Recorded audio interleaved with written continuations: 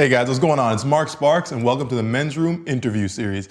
Today's guest, none other than Frank B. Kermit. Frank, how you doing? A pleasure to have you here again, man. Good to see you again. Always a pleasure to see you. All right guys, we have something special in this interview because we're going to look at we call this a definitive guide to first dates. And Frank, you're going to take us through where to go, how to act, and what to talk about. 3 big things on a first date. Absolutely. So I'm going to put it in your hands. Where are you going to start with? Okay, let's start with how to act. Okay. First and foremost, when you're on a first date, it's not about just being yourself. It's about being your best self. You are expected to put your best foot forward.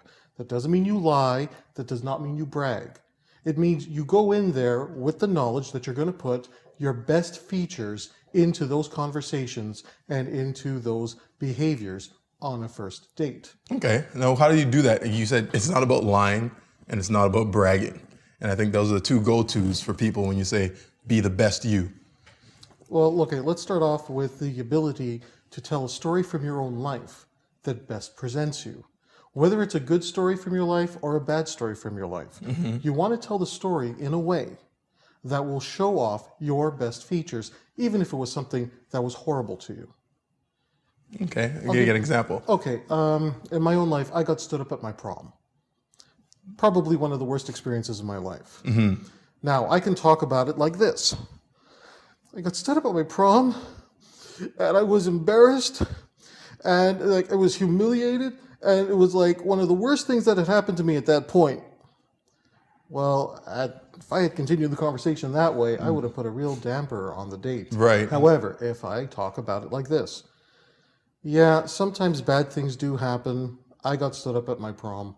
And although it was a bad experience, I learned a lot from it. I learned to judge people based on their actions, not just their words. I learned to become a better judge of character. And I really learned to value a person based on whether or not they stick to their word. Right now, I have just communicated that even when something bad happens to me, I can learn from it, I can survive it, and I will use that experience to make me a better and stronger person. So I am showing you 2 sides, because the fact is, I was hurt when I was stood up at my prom. I was humiliated in front of my graduating class. But I looked at the positive aspects of that same story, and that's something I would communicate on a first date. So that's one of the rules of how to act on a first date. Right. Other things include things like your first date has to have a minimum of 3 locations. You want to make sure that you meet up with a girl in one location, you go to a second location, and then finally a third location. Here's the rule that goes with it. Okay. In each location, you can have a main topic of conversation, but you're not allowed to take that same topic of conversation into the other 2 locations. Formula. Exactly. Now, Right. Here's why. Let's say the topic of conversation is superheroes. Right? Topic of conversation. Hey, what's your favorite superhero? Whether it's based on a movie, a comic book, a real hero in life, a hero from history, whatever the case is. If you talk about it at the first location, you meet up at a coffee shop. And you talk about it at a second location, you're going to transition to a bookstore. And you talk about it at a third location, ideally you would go to your place. By the end of the date, even though you're both having a great conversation about superheroes or heroes all the way through the date, all she's going to see you as is that hero guy. And that makes you boring, one-dimensional. You might be thinking, hey, I had a great time because I talked about something I loved. But that's all you talked about. There's no variety there. There's no intrigue. There's no mystery with that.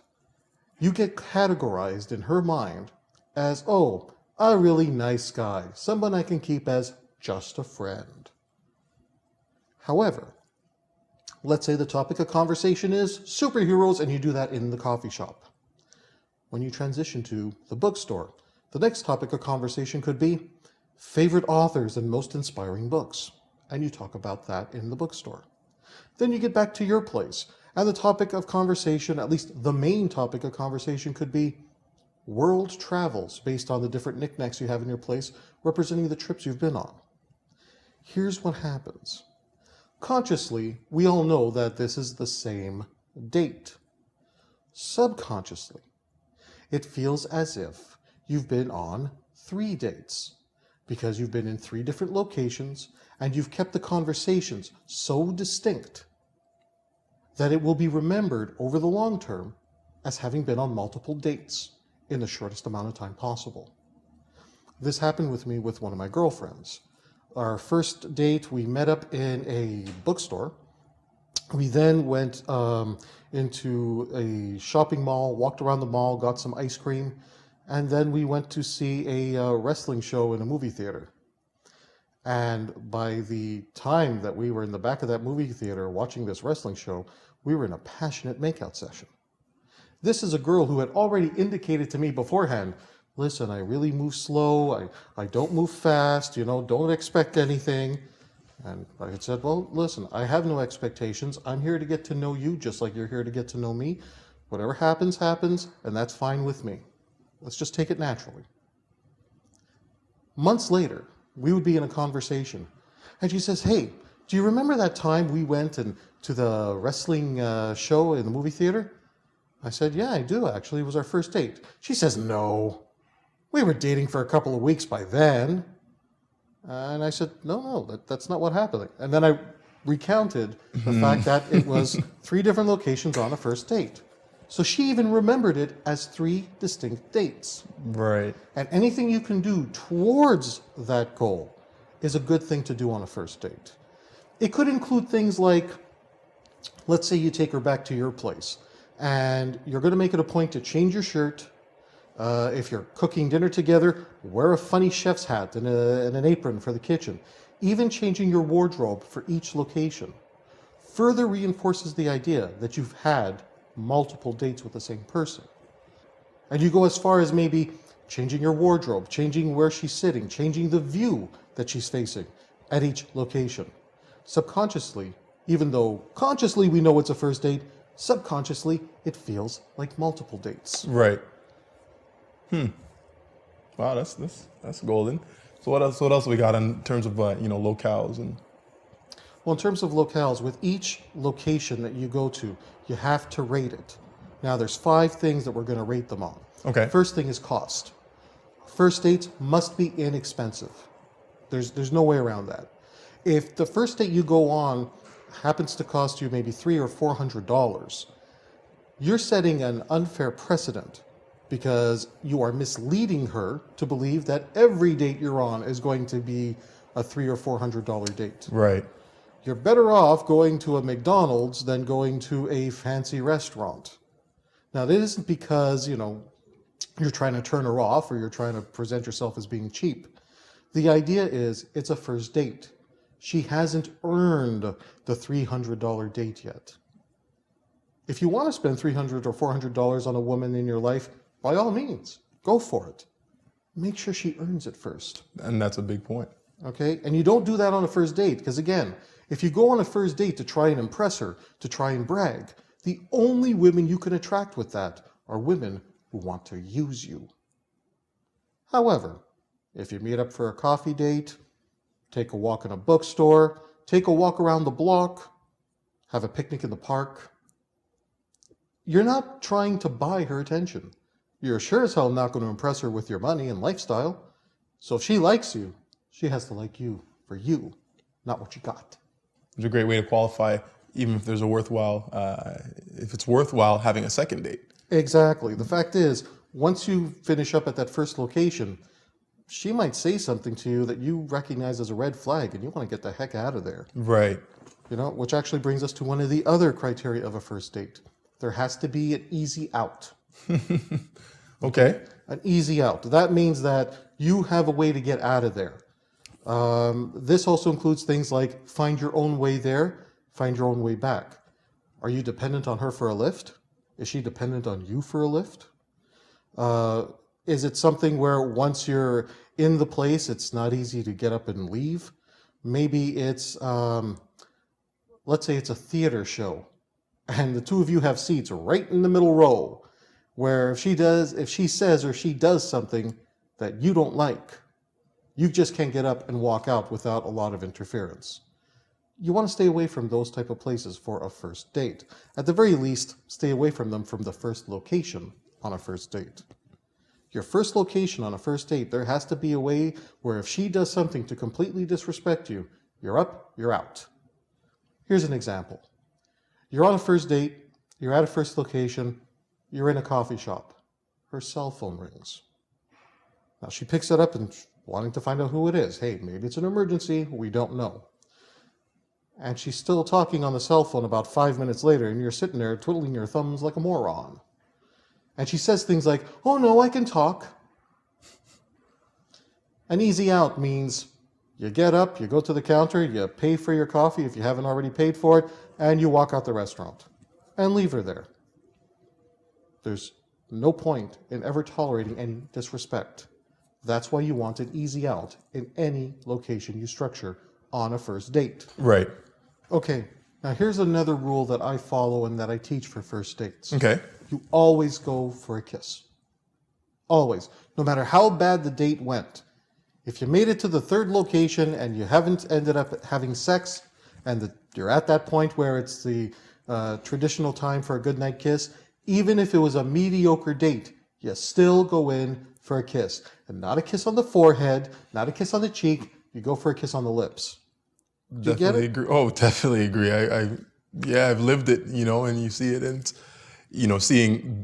I know when you talk about mediocre dates, one girl who I dated for a little while, we didn't get along for our date, and we actually went to 4 different places, and in the day, and it was like each one, it wasn't bad, but it was just like there's nothing here, there's nothing, and at the end of the night, it was just like, all right, well, drop you off, see you later. Went in to kiss, like I may as well just, it's like whatever, just kiss her, and it was like kiss, kiss, nice, yeah.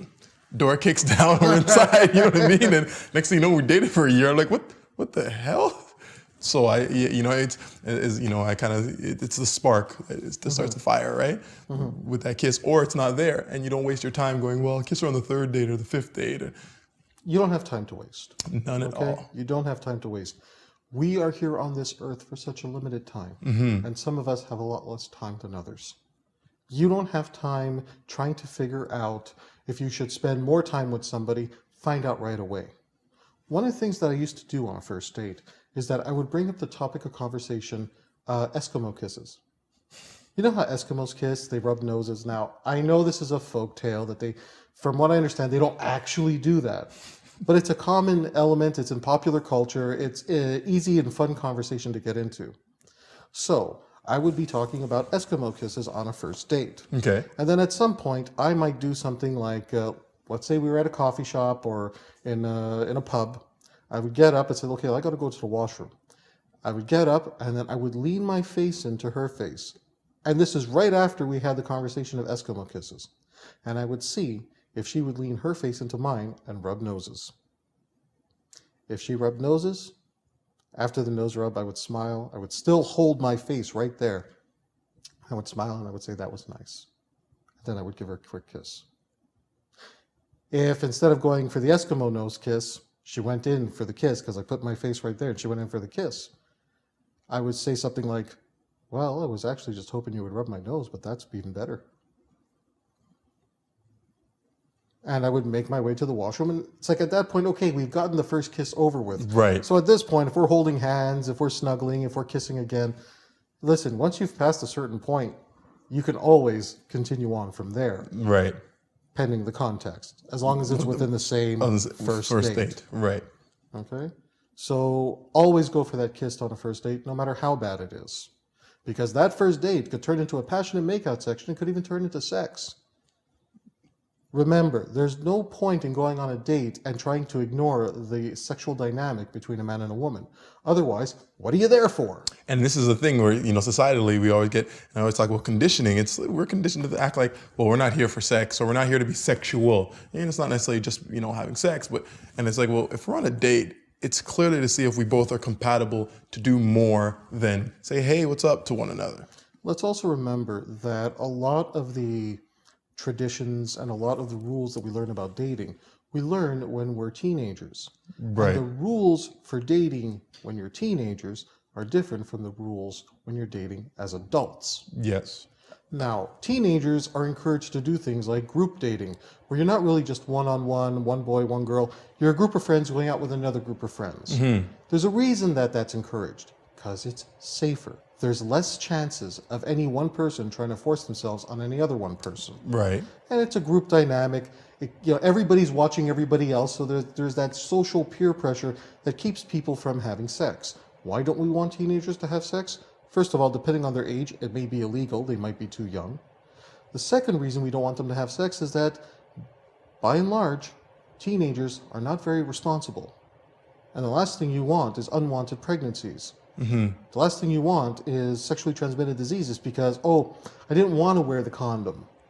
Now, when you're dealing with an adult can take responsibility for themselves. If they want to take the risks, that's their prerogative. Right. When you're dealing with teenagers, they're not necessarily at a point where they have the maturity to understand that there are consequences to their actions. Sure.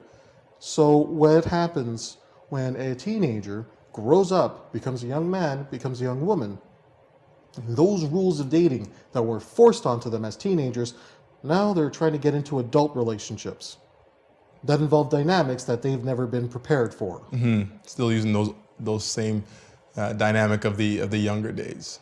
Right. So when you're on a first date, you have an obligation to go for that kiss, if for no other reason, because a lot of the guys who are studying material like this don't have very much experience.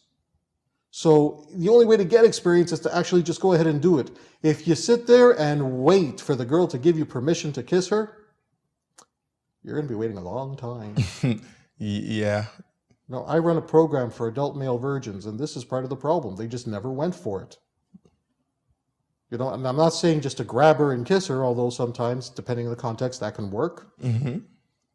But if you're looking at her eyes, and you're looking at the other eye, and then you're looking at the lips, and the eye, the lips, the eye, the lips, and she's looking back at you, and you get that little thing on the inside that says, "Lean in and kiss her, stupid." Do it. You got to do it. Yeah. So if it's the end of the date and you're not planning to have sex, or the sex just hasn't happened yet, and you haven't even held hands, you still go in for the kiss on the lips. At the very least, you get a kiss, and if the worst case scenario, if she backs off and says, "No, I don't want to kiss you," well, you know not to waste your time trying to go for a second date with her. And even if you don't get the kiss, I think, because in my own case, I do recall very vividly having that thought, eyes, okay. And then as I leaned in to kiss her, I remember she grabbed my face. She grabs my face and goes, "What are you doing?" And it's kind of like, whatever. And she was like, "Oh no, I told you I don't kiss on the first date, but I had a great time." And it was really funny because she was older than me, and I was like, and I was embarrassed. I was, there was all the feelings of, I went for something, and the odd thing was, she was like, "But I had a great time. I'll talk." And I kind of was like, "What the?" And I pulled away and was like, "All right, well, see you later." And I rush off, and that particular girl I ended up talking to again, and we ended up, cultivating a relationship probably about a year later. But what I realized from that was, it was the worst case scenario is she's going to say no, and you're going to move on with your life. But there's still some good that comes out of that. Absolutely. Okay, and not just the life experience you have that you can laugh about now, or that you can relate to other people who go through the same thing. Here's the thing. When you lean in for that kiss, even if she backs off and says, "No, not yet," you have still made a very outward sign that your intent is for this interaction, very clear. This dynamic to become sexual at some point. Right. I'm not trying to be your friend. Exactly. And that's exactly what you say to them. And which again goes back to that say we don't have time to, and it's not saying we don't have to have female friends, but if that's not what you're in this for, don't become that just to appease her. No, not at all. Which brings us to another rule for first dates. If she starts talking about her problems, the line that I teach all guys to say is, "Stop. I'm not your therapist. When you're with me, we have fun." This halts her ability to categorize you as just a friend. There's no way you're going to be an emotional cookie man if every time she goes into talking about her problems, "Stop. I'm not your therapist. When you're with me, we have fun." And then you go do something fun.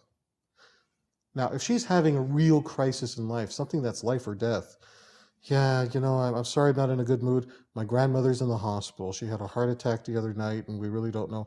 Listen, if she's in that type of mindset, look, even I got a heart. So I'm going to say, at that point, I would say, you know what? Rather than be here, why don't we go to the hospital and you can visit your grandmother? And I would actually take her to the hospital. She'll go upstairs. She'll visit her grandmother, and then she'll feel a little bit better that she got to spend some time. She'll spend a half hour there, and then we'll go off and we'll go do something else, or the date should end right there. If she's not in the mindset of looking to connect with somebody, just end it. Just end it right there. You're not there to be a therapist. You're not there to entertain her. Okay? That's another rule here. Don't be an entertainment monkey. Guys are going out on these first dates and, I want to do something fun. Yes, you want to do something fun together. But it's not your job to entertain her. Right. You become entertainment monkey.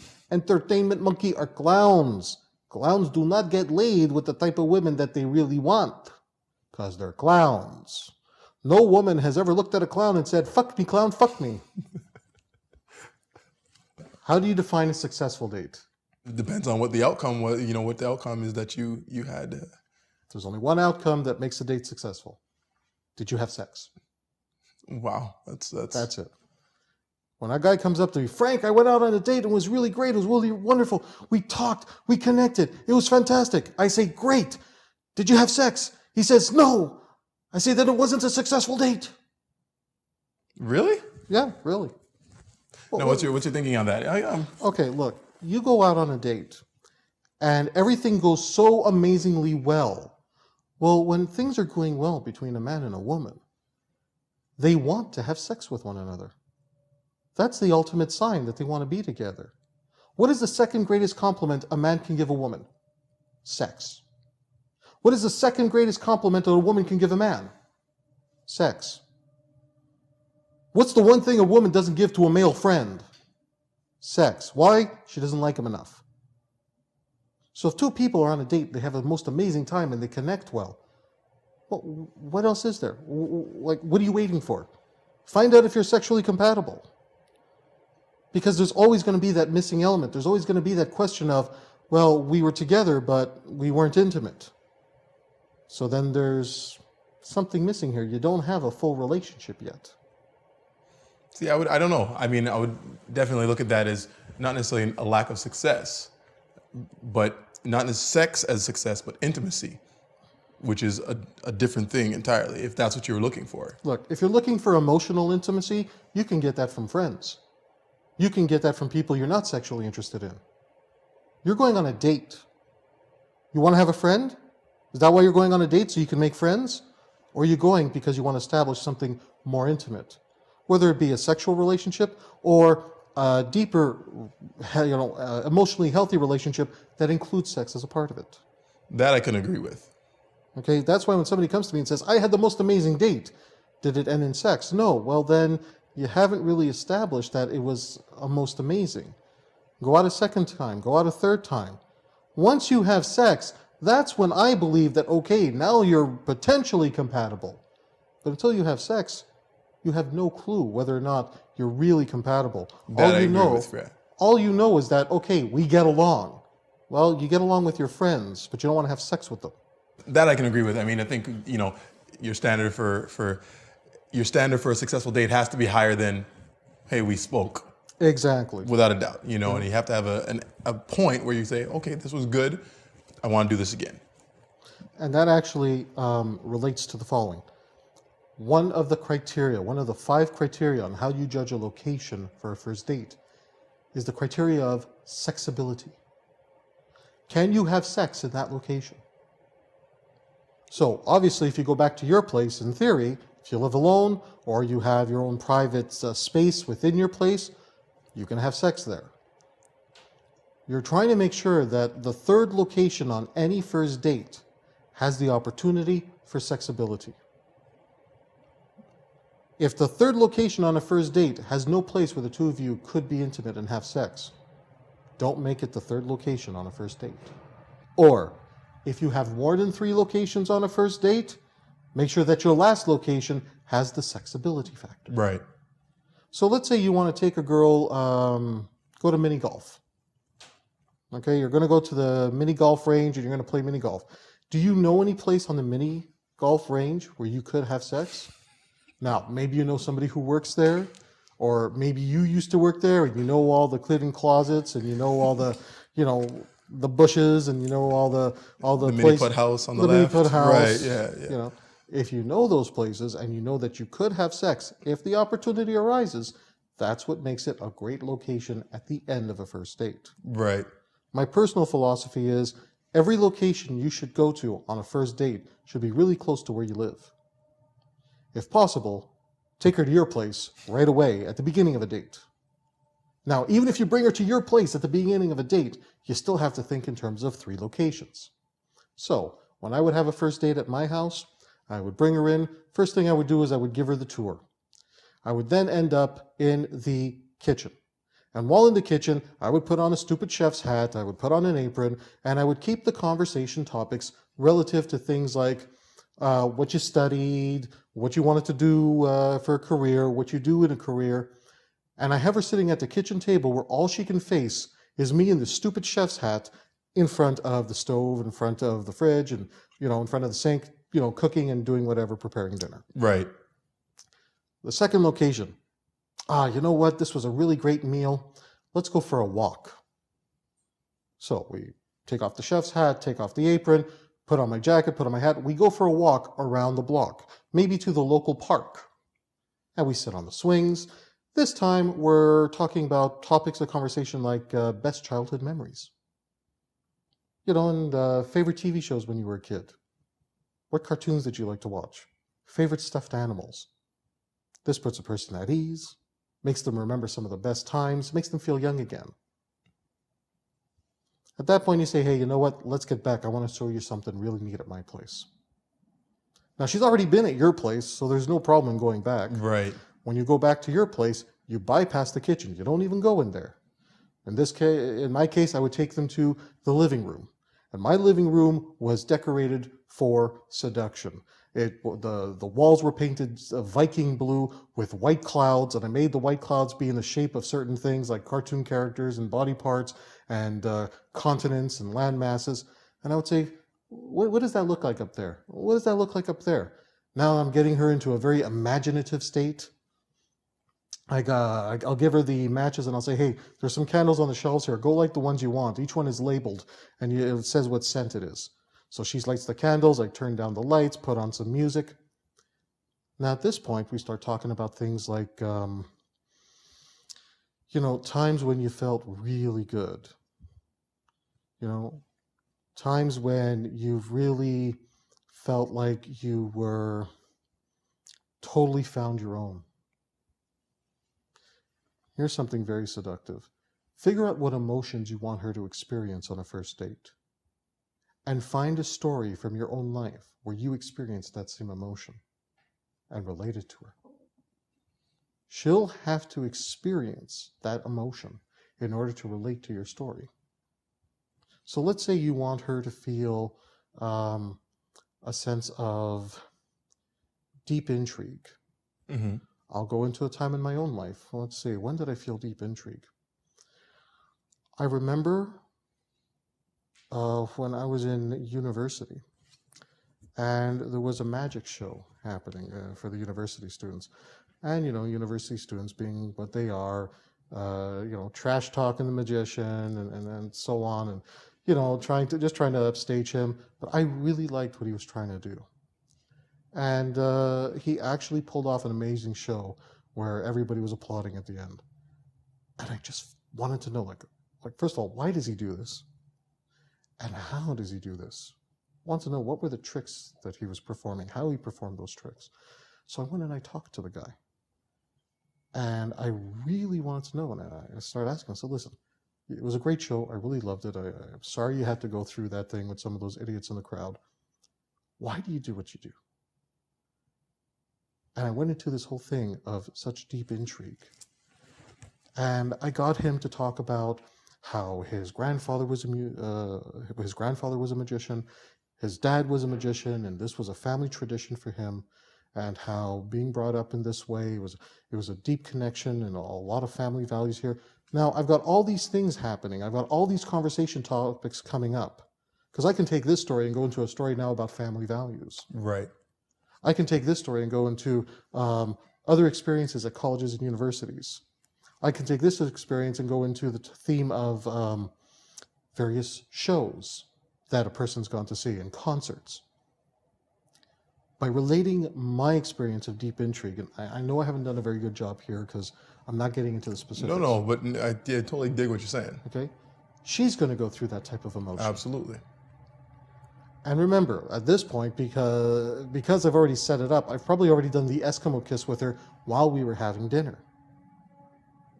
So by the time I get to this point and we're in deep intrigue, I can go in for a kiss, if I want to. Normally what I would do is that I would turn on the disco ball would start turning, I have a light shining, there's lights, and I say, dance with me. And I would dance with her, and while dancing, I would lean in and give her a kiss if I haven't already kissed her at that point. I think it's a very powerful thing is when you get that first, you said getting that first out of the way, whatever it is. And, I didn't necessarily have my place wasn't, I had things in my home that were female friendly. It's always, I learned that from one of my favorite comedians is like, I have kids. So at my house, there's toys all over the place. Why? Because there's kids there. So, and no one thinks it's weird.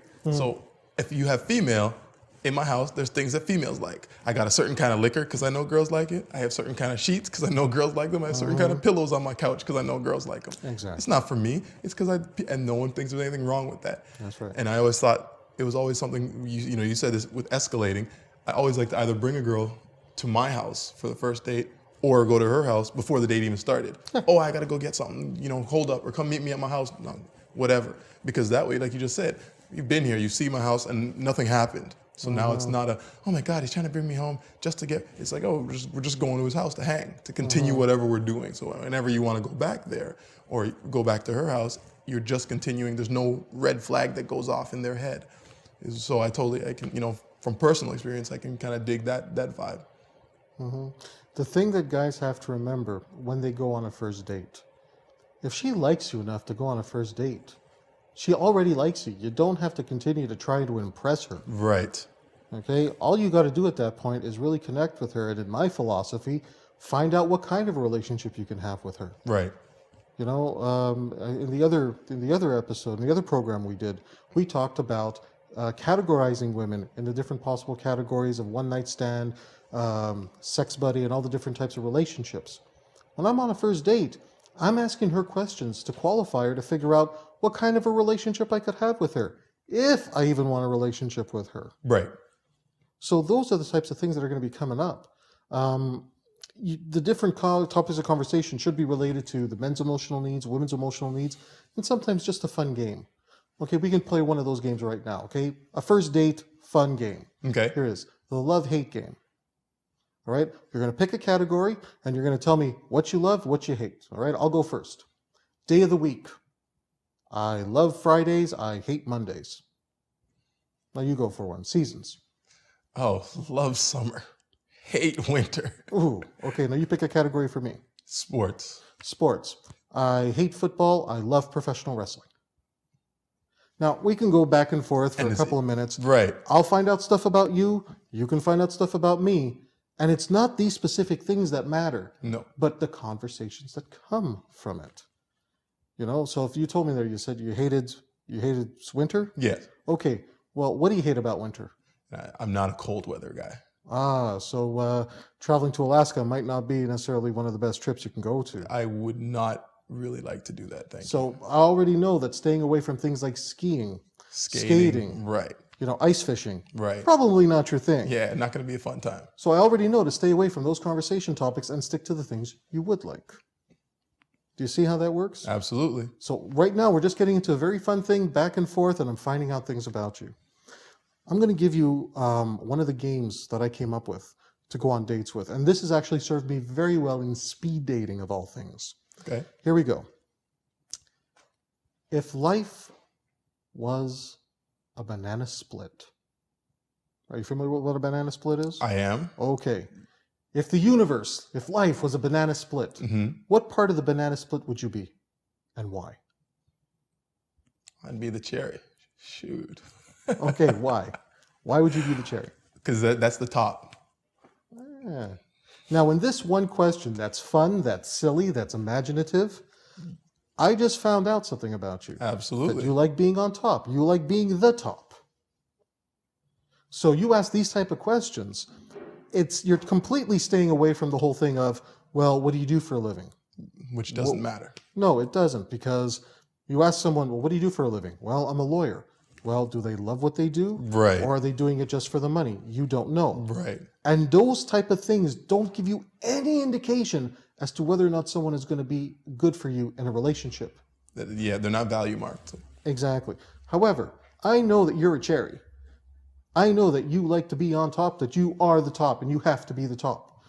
That gives me an idea that, if a girl's going to get into a relationship with him, he's going to be the one to lead. He's going to be the one on top. He's going to be the one in charge. Right.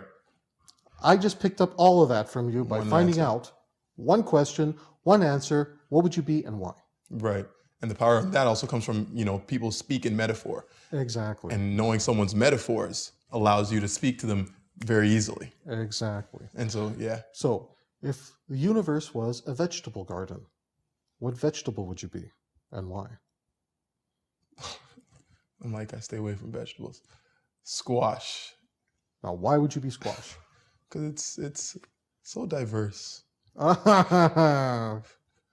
Okay, so I already know that right now you think of yourself as diverse. Whether or not you actually are is a different story. Right. But I know you think of yourself as diverse. Right. And from there, I know that diversity is a value of yours, and I should take the conversation to something related to diversity. Maybe the fact that, we live in Canada here. Canada is a multicultural society where you have people of all diverse colors and races and ethnics and cultures and religions. Mm-hmm. Boom. And now I've already got something that you already have some sort of interest in, and we can go right into that. And then also you get those hot words, outside of metaphors that people use. Exactly. Whatever it might be. I know in my slang and my jargon, I say stuff like fresh or dig. You talk back to me that way, and it's instantly going to make me more comfortable. Mm-hmm. Oh man, that was fresh. Oh, so okay, I get what you're saying. Mm-hmm. And so that's another thing that I kind of draw from those same questions when I use those. Let's go into one more here, okay? One more thing that you can talk about on a first date. I call this the $3 million question. $3 million question? $3 million question. Now, this is if you reach a point on the date where you really like the person. Okay. And you're starting to think whether or not you can build a future with this person. Here it is. What would you do with your first million? What are you going to do with your second million? And what are you going to do with your third million? This, more than anything, is going to give you an idea of what a person's priorities are. Right. So if what I'm hearing is, my first million, I'm going to travel the world. That's a lofty goal. With my second million, I think I want to travel some more. And then when I asked her, what's your third million? She says, I want to travel some more. I actually had a girl give me that. I want to travel, travel, travel. Yeah. Yeah. Check, please. That sort of thing. Cut and run. Right. However, if a girl were to tell me something like, with my first million, I would pay off all my debts. I would put some money away, for my kids' tuition if I ever have kids. And I would buy my parents a house. All right, so I've already got an idea of where her priorities are. Well, with my second million, I would probably just invest that and live off the dividends and live off the grid, which is to live on a piece of land where you have a well for water, you have solar panels for electricity, and you pretty much live as independently as possible by growing your own food. Mm-hmm. With the third million, I would start a charitable organization because I believe in this sort of thing. And, okay, this particular girl I'm talking to is already thinking for her future. Different category of woman. Exactly. Right. So the next step in all this is that whatever questions, whatever games you want to play on a first date, whether they be idea games, the $3 million question, the banana split question, you have to have your own answers prepared for those as well. Right. Because the question's going to come back to you. And best foot forward is your goal. Exactly. So it gives you both the opportunity to best present yourself and to find out, are we compatible?